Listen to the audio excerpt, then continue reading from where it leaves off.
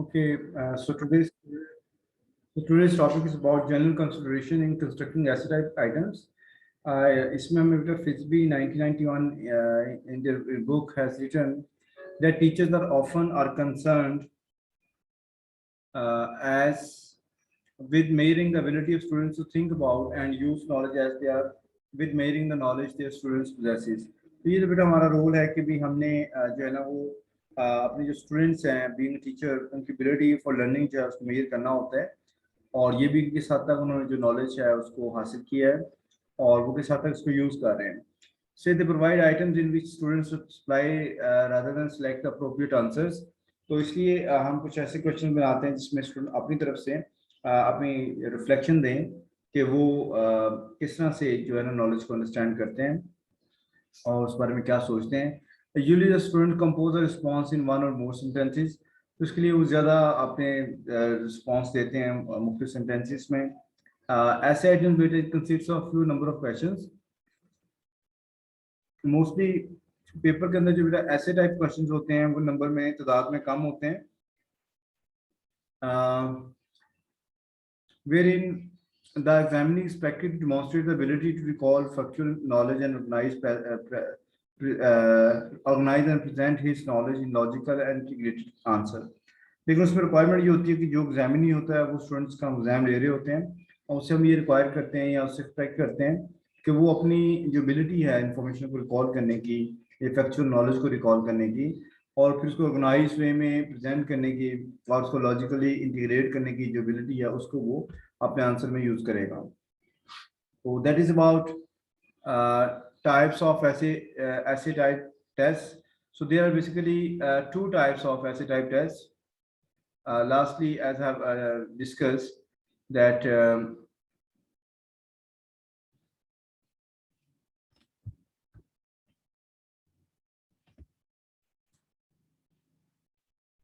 इसमें मेरा जो रिस्ट्रिक्टेड रिस्पांस ऐसे हैं और आइटम्स हैं और एक्सटेंडेड जो रिस्पांस आइटम्स हैं. दो तरह के बेटे ये टाइप्स ऑफ एसेस होता है, ऐसे आइटम्स या क्वेश्चंस होते हैं हमारे पास. तो हम कह सकते हैं ऐसे items can very from very lengthy open-ended end of semester term papers or take home tests that have flexible page limits. तो ये होम टेस्ट भी हो सकता है, आपके असाइनमेंट भी हो सकती है स्टूडेंट्स की जो हम उन्हें दे सकते हैं और इसमें we require them to write maximum or limited जो भी हम चाहते हैं. तो ऐसे response limited restricted one page 10 ऐसे टाइप आइटम्स और टू टाइप. और फर्स्ट ऑफ ऑल बेटा रिस्ट्रिक्टेड रिस्पॉन्स आइटम्स हैं, ऐसे आइटम्स हैं जिसके बारे में हम कह सकते हैं ऐसे item that places strict limitation और limits on both content and the response given by the student. तो इसमें हम स्ट्रिक्ट कर सकते हैं स्टूडेंट्स को कि what we actually expect from them और इसमें हमें बहुत ज़्यादा इन्फॉर्मेशन नहीं चाहिए होते हैं बल्कि जो टू द पॉइंट इन्फॉर्मेशन होती है वो हमें चाहिए होती है, लेकिन इसके बारे में स्टूडेंट्स हमें लिखना होता है, बताना होता है. एन ऐसे item that possesses a specific problem for which a student must recall proper information, organize it in a suitable manner, derive a defensive conclusion and express it within the limits of post problem or within a page or a time limit is called the restricted response ऐसे type item. तो अगर आप देखें तो English में अक्सर हम बच्चों से कहते हैं एप्लीकेशन लिखें. तो एप्लीकेशन में उन्होंने एक खास पैटर्न में वो चीज़ों को प्रोड्यूस करना होता है और एक लिमिटेड सा रिस्पॉन्स लिखना होता है. ऐसे जब हम बच्चों से कहते हैं कि वो लेटर लिखें, लेटर में बेटा वो दैट इज रिक्वायर्ड कि उन्होंने लेटर में जो है ना वो एक खास जो कंटेंट उसे प्रोड्यूस करना होता है. ऐसे ही जब हम समरी कहते हैं किसी पोइम की समरी लिखें या उसका जो खुलासा है वो पेश करें तो उसमें भी स्टूडेंट्स एक खास जो है ना वर्ड्स यूज करते हैं और खास उसका रिस्पॉन्स होता है वो होता है. ऐसे साइंस में बेटा कुछ क्वेश्चंस होते हैं जिसमें हमें बहुत लेंथी आंसर नहीं चाहिए होता बल्कि टू द पॉइंट आंसर चाहिए होता है. जैसे कोई लॉ प्रूव करना है या कोई क्वेश्चन सॉल्व करना उसके नंबर ऑफ स्टेप्स हैं. So list the major similarity difference in the life of people living in Islamabad and Faisalabad. इसमें एग्जांपल दी हुई है कि आप कुछ सिमिलरिटीज लिखें between the lives of people living in Islamabad and living in Faisalabad. तो एग्जांपल उसमें वो 5-8 जो है ना डिफरेंसेस बच्चे लिखेंगे उसके मुताबिक बेटा उनको नंबर दे देंगे. और नेक्स्ट जो है वो बेटा एक्सटेंडेड रिस्पॉन्स ऐसे टाइप आइटम्स हैं.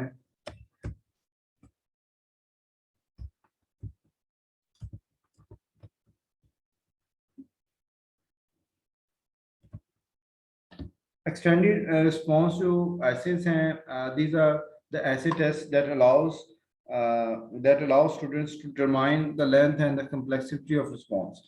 तो इसमें हम मैक्सिमम रिक्वायर करते हैं कि स्टूडेंट जो है वो हमें मैक्सिमम आउटपुट दे, मैक्सिमम राइटिंग करें।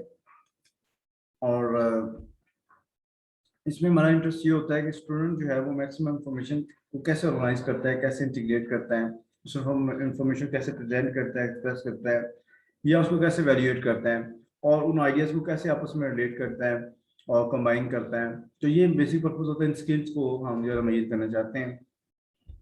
So we are interested in determining whether students can organize, integrate, express, and evaluate information, ideas, or piece of knowledge. The extent items are used, and examples will identify as many different ways to generate electricity in Pakistan as you can. तो इसमें अब मुख्तलिफ जो बेटा methods of electricity generation के उनकी detail देनी पड़ेगी। तो you have to write maximum about all the methods available to generate electricity और give advantage and disadvantage of each। तो इसमें मोस्टली बेटा जो हमारे लेंथी लॉन्ग क्वेश्चन होते हैं, जिसमें 20 नंबर क्वेश्चन, 15 नंबर या 10 नंबर क्वेश्चन बेटा इसमें से होता है, जो हमारे स्टैंडर्ड कोर्स क्वेश्चन होते हैं, या हम ऐसे राइटिंग, इंग्लिश में ऐसे राइटिंग की बात करते हैं, तो वो भी इसी पर्पज़ के लिए होती हैं। और अगर साइंस के अंदर देखें, जो साइंस के अंदर जो लेंथी क्वेश्चन होते हैं वो भी इसी में आएंगे। और ऐसे बेटा इस्लामियात के अंदर या पाक स्टडीज़ के अंदर भी ऐसे क्वेश्चन जो लेंथ वाइज ज़्यादा बड़े होंगे, उनको बेटा हम यहाँ पे शामिल कर सकते हैं। एंड ऐसे type items that allows the student to determine the length and the complexity of response is called extended response ऐसे आइटम। तो इसमें मेजर जो चीज़ है बेटा वो लेंथ ऑफ रिस्पॉन्स है कि कितना बड़ा आंसर जो है ना बच्चा प्रोड्यूस करता है, सेल्फ राइटिंग करता है या एक्सप्रेस करता है। तो ये इसका पर्पज होता है। बाकी इसके कुछ एडवांटेजेस हैं और कुछ जो हैं वो इसके डिसएडवांटेजेस हैं।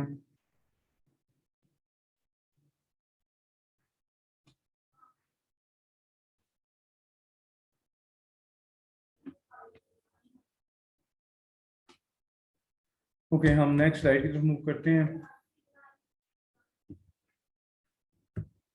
इसके बेटा जो एडवांटेज है इसमें सबसे फायदा बड़ा ये होता है कि इनको बनाना बहुत आसान है, क्योंकि आप ये नंबर ऑफ पहले भी हमने बात की थी कि ये तादाद में कम होते हैं, मैक्सिमम 4-5 होते हैं, 3 होते हैं, तो इनको लिखना जो है ना वो आसान है, तो एग्जामिनर के लिए उनको सेट करना आसान है as compare to it is easier to prepare and less time consuming compared to the other paper test.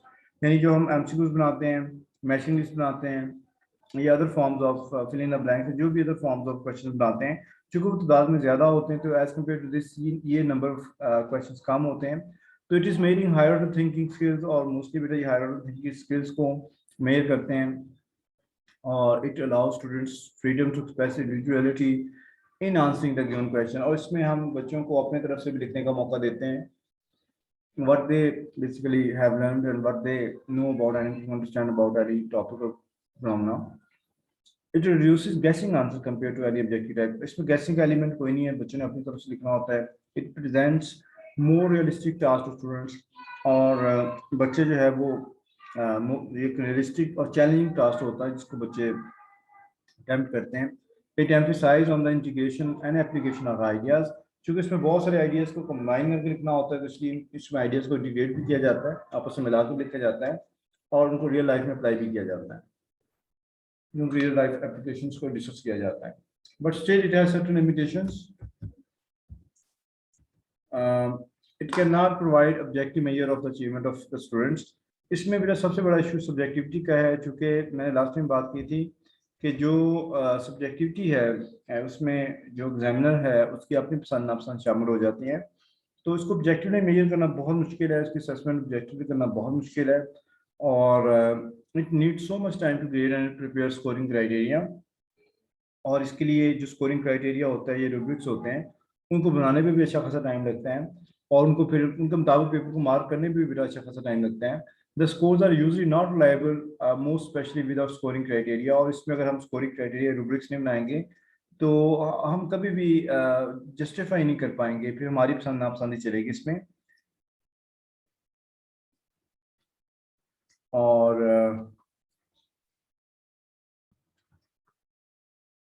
तो इसमें बेटा जो स्कोरिंग है वो आप जिसमें ट्रैक के बगैर स्कोरिंग क्राइटेरिया और रूब्रिक्स नहीं हो सकते।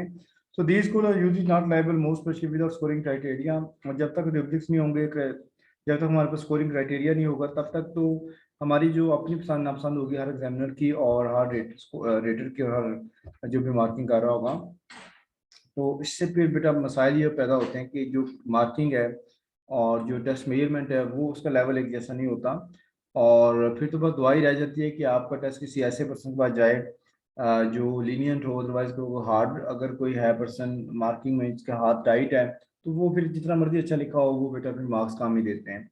और it measures limited amount of content and objective, और चूंकि नंबर ऑफ क्वेश्चंस कम होते हैं तो इसलिए ये सारे कंटेंट्स को तो कवर नहीं कर सकता, तो चंद एक कंटेंट के क्वेश्चंस और ऑब्जेक्टिव्स के क्वेश्चन पूछे जा सकते हैं, तो ये भी इसकी लिमिटेशंस हैं। और लो वेरिएशन ऑफ स्कोर्स, और बेटा जब हम स्कोरिंग करते हैं तो इसमें इतनी ज़्यादा वेरिएशंस नहीं होती, जो कि टीचर जब एक स्कोरिंग कर रहा था वो एक चीज़ सेट कर रहा था माइंड में कि अगर इसने आउट ऑफ 20 एक क्वेश्चन में 12 नंबर लिए हैं तो इसने अगले क्वेश्चन में भी इतने लेने हैं, 13 14 12 13 14। तो ये अक्सर ऐसा होता है कि अगर एक स्टूडेंट एक क्वेश्चन में 16 17 लेता है तो एग्जामिनर उसको अगले क्वेश्चन में भी 16 17 देने के तौर पर तैयार हो जाता है उसको देने के लिए।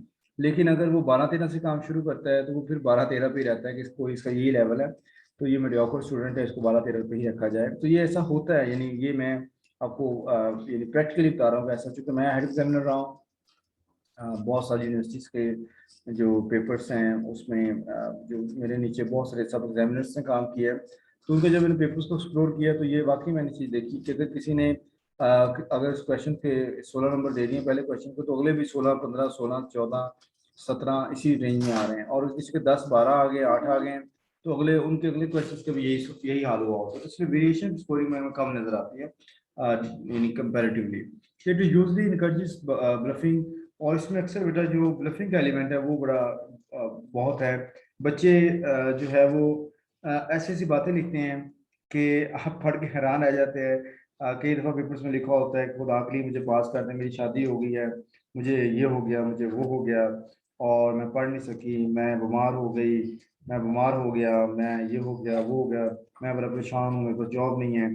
तो ऐसी ऐसी कहानियाँ और ऐसी ऐसी बातें लिखी होती हैं, ऐसे ऐसे वास्ते लिखे होते हैं कि जो बंदा शेयर करे, तो क्योंकि ये एथिकली अच्छा नहीं होता, इसलिए मैं कभी शेयरिंग नहीं करता बच्चों के उन दुआओं की कि अगर आपने मुझे फेल कर दिया तो अल्लाह आपका ये कर देगा वो कर देगा। तो बहरहाल इसके अलावा पेपर के अंदर बाज़ दफ़ा अगर इंग्लिश में पेपर अटेम्प्ट कर रहा है स्टूडेंट, तो उसने रोमन उर्दू में लिखा होता है कि ये चीज़ ये है, ये चीज़ वो है, जो कि अलाउ नहीं होता। आप या तो उर्दू में लिखें या इंग्लिश में लिखें, रोमन उर्दू अलाउ नहीं होती। तो ऐसे अगर इंग्लिश में मीडियम इंग्लिश है तो उर्दू बिल्कुल, और तो उर्दू में बहुत कुछ बातें लिख दी जाती हैं, जबकि वो टोटल डिस्कार्ड हो जाती है, क्योंकि अगर मीडियम इंग्लिश है तो बेटा उर्दू फिर अलाउ नहीं होगी। तो जो ब्लफिंग है ये भी एक बहुत बड़ा एलिमेंट है।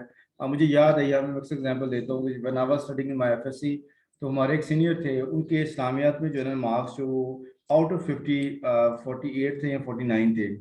तो मैंने जब उस अपने सीनियर से पूछा भाई आप कितने अच्छे मार्क्स कैसे आए, तो उन्होंने मुझे बताया कि मैं जो है ना वो मैंने मुझे इस्लामियत का ज़्यादा आता तो नहीं है, ना मुझे हदीस का ज़्यादा इल्म है, तो मैं क्या करता था कि इस्लामियत के वो जो पेपर था उसमें मैंने लिखा कि मौलाना हमीदुल्लाह, मौलाना जमीलुल्लाह, मौलाना ताहर अली, मौलाना फलां रहमतुल्लाह अलैह, उन्होंने ये कह दिया, उन्होंने वो कह दिया, और वो सारे के सारे बेसिकली फर्जी नाम थे, और उसमें से कोई नाम एक्चुअली एग्जिस्ट नहीं करता था, उसके अपने माइंड की क्रिएशन थी।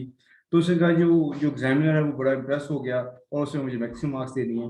तो इसलिए ये डिपेंड करता है कि जो स्टूडेंट ब्लफिंग करते हैं, अब एग्जामिनर जो है उससे इंप्रेस हो जाए या वो प्रॉपर्ली पढ़े ही ना, और बस वो देखे कितना कितना ज़्यादा लिखा हो उसके मुताबिक नंबर दे दें।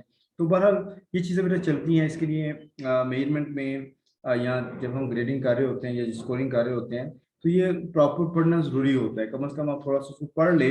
अगर सारा नहीं भी पढ़ा जाता, ये भी होता है कि हम जब पेपर मार्किंग करते हैं तो बात हम सब नहीं भी पढ़ सकते, तो कम से कम उसमें एक बर्ड व्यू होना, तो उसको डीप होना चाहिए। लेकिन अनफॉर्चुनेटली बाद एग्जामिनर्स मैंने देखे हैं वो बिल्कुल भी पेपर के अंदर कुछ नहीं देखते क्या लिखा हुआ क्या नहीं, वो जस्ट हेडिंग देखते हैं और वो ब्लफिंग के एलिमेंट्स को नहीं देखते और वो इरेलेवेंट चीज़ों को नहीं देखते और वो स्कोरिंग करते जाते हैं। तो फिर ऐसा अच्छा नहीं है, एथिकली अच्छा नहीं है, प्रोफेशनली अच्छा नहीं है कि आप बगैर पढ़े नंबर भी दें और बगैर पढ़े जो है वो चीज़ों को एक्सेप्ट भी कर लें, तो और रेलिवेंट चीज़ों को बिल्कुल एक्सेप्ट कर लें। तो वह ये एक एलिमेंट इसके अंदर रहता है, तो बच्चे जो है ना ब्लफिंग करते हैं। Now there are certain general guidelines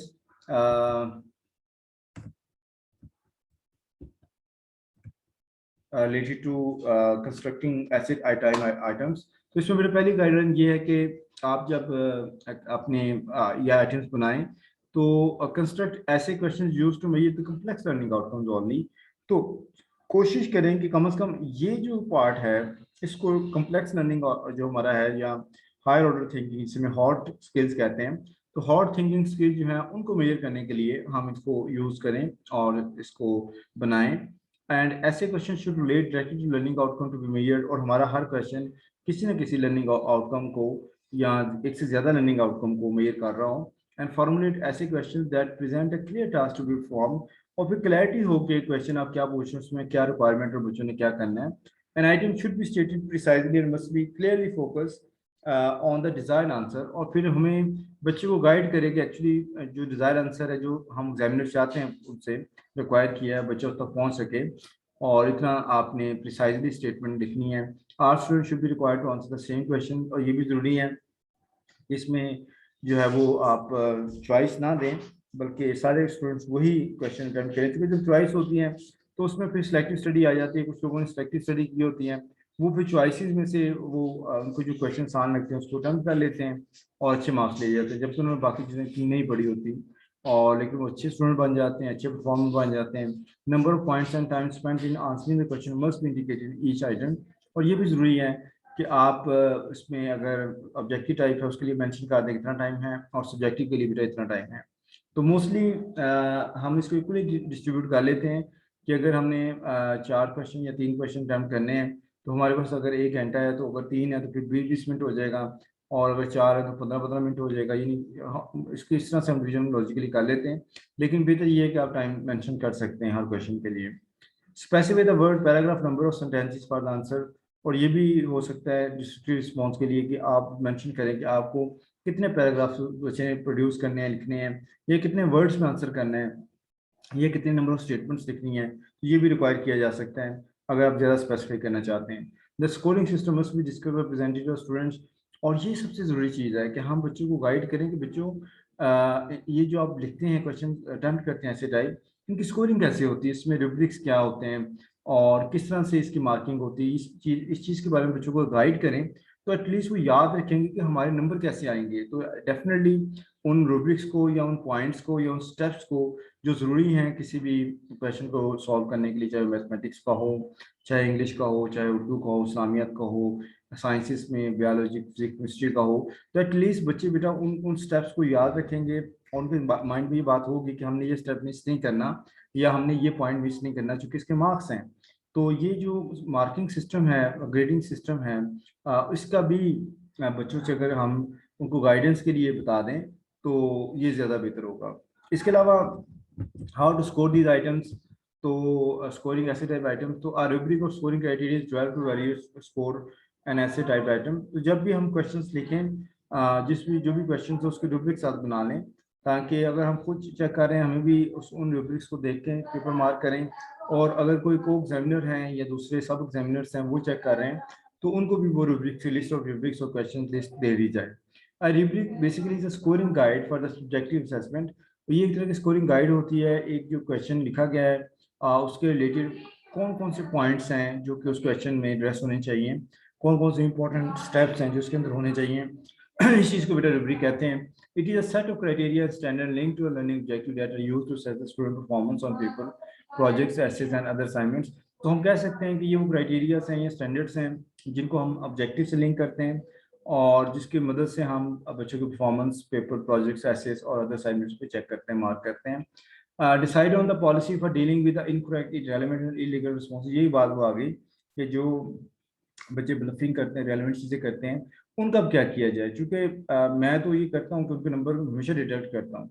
जो स्टूडेंट ब्लफिंग करते हैं और इरेलीवेंट टॉक करते हैं, इरेलीवेंट इंफॉर्मेशन प्रोवाइड करते हैं, तो मैं उनके लाजमी कुछ मार्क्स डिटेक्ट करता हूँ, क्योंकि वो मेरा भी टाइम वेस्ट कर रहे होते हैं और उनसे जब इरेलीवेंट चीज़ों को पूछा नहीं गया तो वो क्यों बता रहे हैं। So keep scores of previously red items out of site, और फिर कोशिश करें कि जो पहले से आपने क्वेश्चन मार्क कर लिए हैं उनके स्कोर को जेर में ना रखें, बल्कि जो मौजूदा क्वेश्चन है उसके मुताबिक उसको बेटा ग्रेडिंग करें। तो ये नहीं है कि एक क्वेश्चन बच्चे ने 16-17 लेनी है तो अगले में भी आपने 16-17 देने हैं, फिर 15-16-16-17 देने हैं, तो ऐसा नहीं है। बल्कि हर क्वेश्चन को अपने लेवल पे जाके उसको अलग से मेजर करें, उसको अलग से तोलें और देखें उसका वजन क्या है, उसके मुताबिक उसको वेटेज दें, स्कोरिंग दें, और ये ज़्यादा अच्छी अप्रोच होगी। The student's identity should remain anonymous while his paper or his or her paper is being rated. तो ये अच्छा होगा अगर आप इसमें फिक्टिशियस रोल नंबर लगा दें, ताकि हमें पता नहीं चले कि कोई पेपर किसका है। तो इसमें फिर एक जो आप एक आपकी ना एक अटैचमेंट होती है समथिंग, जिस स्टूडेंट को आप जानते हैं, अगर आप उसको पसंद करते हैं, उसके साथ आपका रिलेशन है, तो डेफिनेटली वो चीज़ आप हमारे जहन में आ जाती है और वो जिसके मुताबिक हम उसको थोड़े से ज़्यादा नंबर भी दे देते हैं या बहुत ज़्यादा नंबर भी दे देते हैं, जो टोटली गलत बात है। ऐसा नहीं होना चाहिए। तो इसलिए ज़रूरी है कि हम स्टूडेंट्स की आइडेंटिटी को अनोनिमस करें, ख़त्म कर दें और उसके बाद फिजिक्स रोल नंबर लगा दें, उसके बाद पेपर मार्किंग करें, ताकि हमें पता ही ना होगा हम किसका पेपर मार्क कर रहे हैं और चेक कर रहे हैं। Read and evaluate each students answer to same question before grading the next question. और आसानी से आप जो है ना, जो भी आप क्वेश्चन आंसर स्टूडेंट आंसर पढ़ रहे हैं, उसको ग्रेड करने से पहले पढ़ लें अच्छे तरीके से कि उसने लिखा हुआ क्या है, और फिर उसको वैल्यूएट करें, उसको मेजर करें, उसको ग्रेडिंग करें। Provide student with general grading criteria for which they will be evaluated prior to examination. ये बात पहले भी कही है कि जो क्राइटेरिया ऑफ वैल्यूएशन है, criteria of assessment of marks है, ये चीज़ें बच्चों से हमें गाइड करनी चाहिए कि बच्चों पेपर कैसे मार्किंग होती है, कैसे आपको नंबर दिए जाते हैं, कौन से पॉइंट कितना नंबर है। तो ये नॉर्मली ये बुक्स मिलती हैं टीचर्स को, और या एटलीस्ट ये मैनुअल्स मिलते हैं। तो ये मैनुअल्स के मुताबिक बच्चों को गाइड करना जो टीचर्स नहीं करते हैं।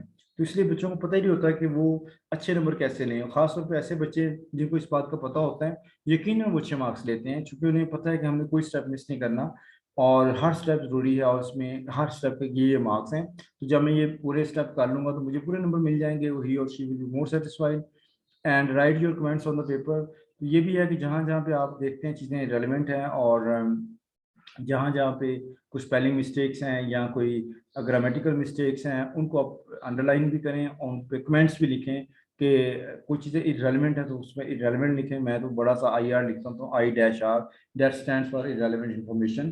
तो इसमें कमेंट्स भी आप कर सकते हैं जो आप पेपर मार्किंग करते हैं, और that is all how to score essay type items.